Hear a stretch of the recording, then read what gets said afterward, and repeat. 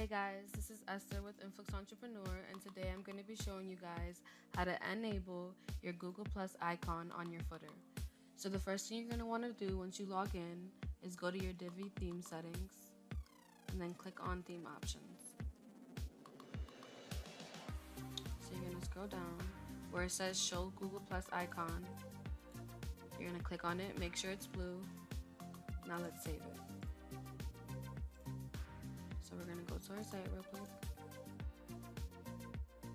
And again, this is a testing site. So as you can see, the Google Plus icon is there, but it does not link back to anything.